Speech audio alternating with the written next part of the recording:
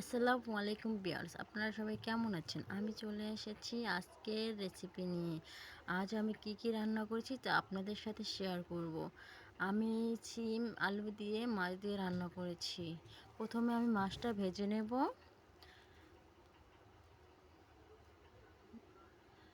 মাছটা ভেজে নিয়ে ভালো করে ভাজা হলে তারপরে আমি রান্না করব। মাছটা আমি উল্টায় দিছি, এক সাইড হয়ে গেছে।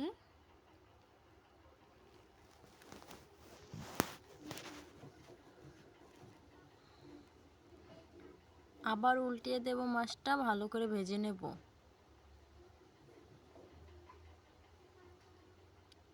আমার ভাজা হয়ে গেছে, এখন মাছটা উঠিয়ে নেব।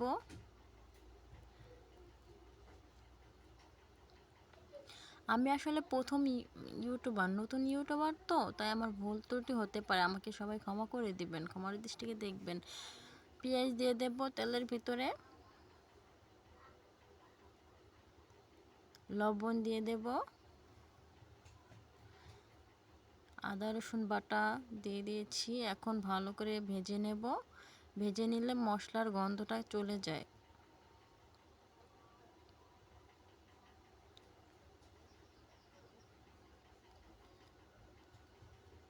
এখন ভালো করে ভেজে নেওয়ার হয়ে গেছে। এখন হলুদ গুঁড়ো দিয়ে দেব, মরিচের গুঁড়ো দিয়ে দিয়েছি।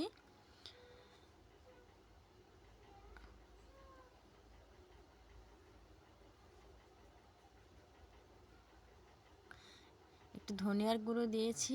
এখন পানি দিয়ে দেব। পানি দিয়ে ভালো করে নেড়ে নেব। ভালো করে কষিয়ে তেল আরেকটু পানি দিয়ে দিয়েছি। তারপর তেল উঠলে তরকারি দিয়ে দেব। তরকারি দিয়ে আমি একটু নেড়ে চেড়ে কষিয়ে তারপর পানি দিয়ে দিয়েছি। এখন পানিটা বলক আসার পরে মাছটা দিয়ে দেব।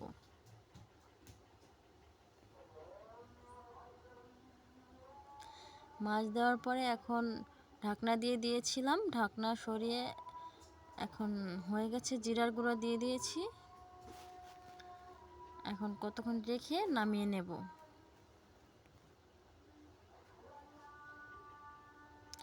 এখন আমি করলা ভাজি করব। করলা ভাজির জন্য পেঁয়াজ কুচি, মরিচ কুচি নিয়েছি, তার মধ্যে লবণ দিয়ে নেড়ে চেড়ে দেব।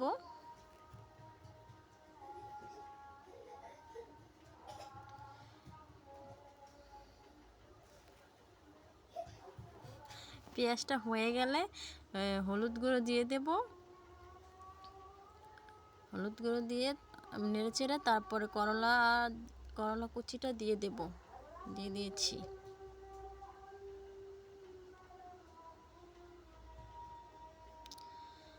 এখন আমি ঢাকনাটা দিয়ে দিয়েছি।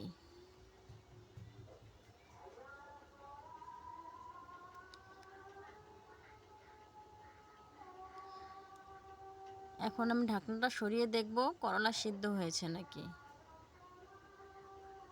আমার হয়ে গেছে, আমার ভাজি হয়ে গেছে।